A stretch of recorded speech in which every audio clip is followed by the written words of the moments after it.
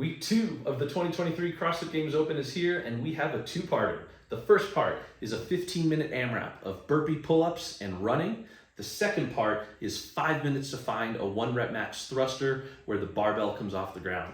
Number one piece of advice is to conserve your core. What that means is with running, twisting down to the ground, getting up and down from burpees. A lot of us are going to kip our pull-ups. The less efficient we are there, the more our core is going to be taxed when we're going to ask it to really engage and keep us strong for that heavy lift.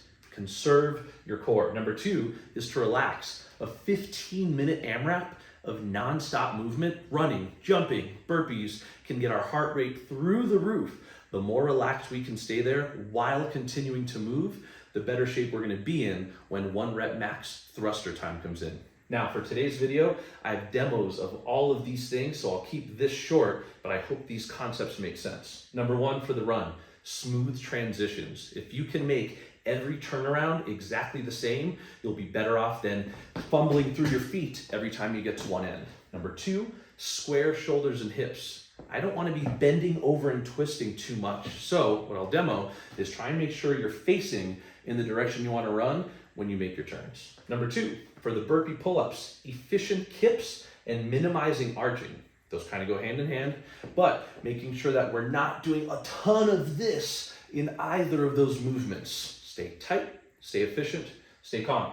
Finally, on the thrusters, I'm going to say the Olympic meet approach. If you're an Olympic weightlifter, you get 3 attempts. When this 15-minute AMRAP ends at the beginning, you've only got 5 minutes. For a lot of people, at least 30, if not 60 seconds of that 5 minutes is going to be just recovering and getting your mind right. My Olympic meet approach is going to be, first one you know you can hit, second one is a little bit more challenging, the third one is where you really go for it based on how you're feeling. Finally, footwork. While the efficient way is going to be a squat clean, some people aren't super confident with their timing. So if a power clean, reset, and then thruster makes sense for you, do that. Hopefully the demos I'm about to show make sense and help, but that's my general advice for 23.2 A and B. For the burpee pull-ups, an efficient kip and minimizing the arch through your midsection are going to be really important, not only for the burpee portion, but also for the pull-ups. While the fastest version of this exercise is probably jumping back, flapping down, jumping up and jumping right into that chin over pull-up, what I've found is not only is that more exhausting, but most people landing after that rep are out of position and then need to take extra steps to get back before they can start the next rep. Don't waste energy on this workout. We want the first rep to look and feel like the last one. Second, with grips, if you want to switch your hand position, that's fine. But if that's something you need to think about hard today, just stick with the traditional grip. We're not doing large sets of pull-ups like we have in the past for the open, so we should be able to conserve the grip a little bit, and the thruster isn't going to be nearly as taxing on the grip as other exercises could have been. So again, while the fastest version might be something like this, I think it's less efficient. What I'm going to encourage you to do when I say keep your core less archy, more engaged, whether you're stepping or jumping back, don't let yourself get to this position and then this position on the burpees. And on the kips, try not to let your knees bend a ton. Arch out of position that way. If you draw that line or put tape down underneath the pull-up bar, for me, it's going to be back just a little bit so that I can jump up and go right into the kip. Whether you're going to step or jump back, keep your core a little bit more engaged, a little bit more neutral, get to the ground, get up, and then right into that tighter kip. That's one. Then step right back into the next one, boom, and there you go.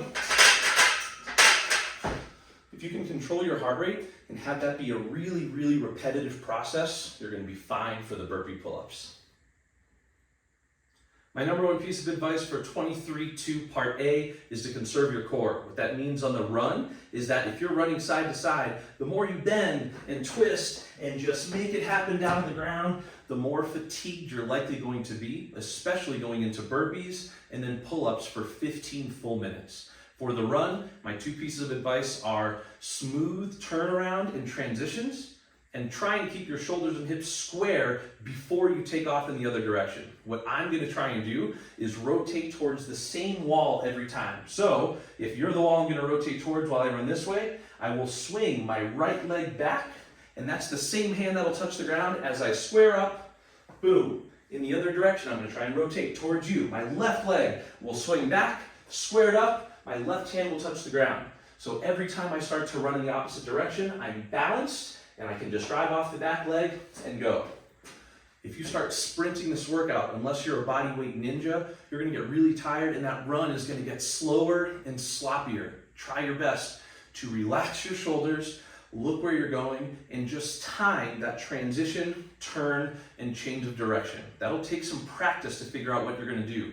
But the more we start just bending over and getting out of position, the less controlled we're going to be for the running portion of this workout. Use the run almost as your recovery, so that right when you finish that 20th length, you can get right to your bar and jump right into your burpees and pull-ups.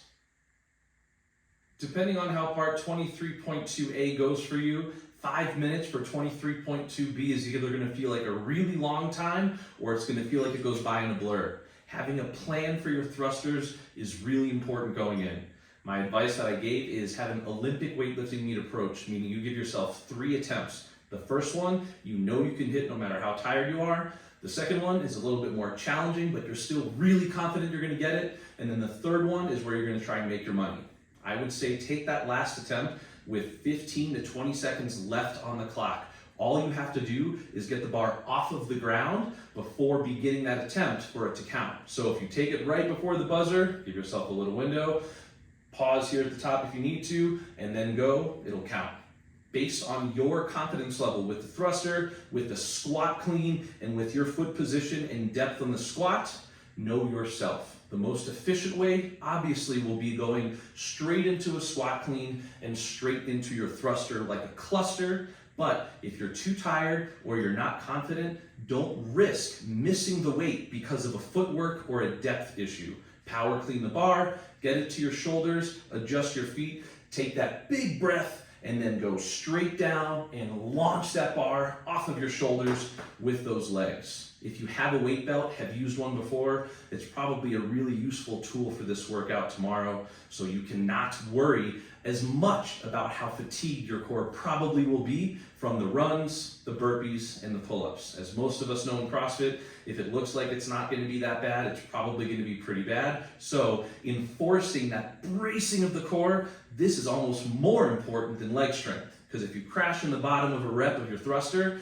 and your core is loose, we're probably not going to get that bar overhead correctly. So you can either go right into that squat clean, everything is balanced, boom, powerful drive and control, or if you need to, get the bar to your shoulders. Get set, and then from here, take that breath and go for it. Be sure to control that lockout. Please don't get excited and ghost ride the bar. Do it right.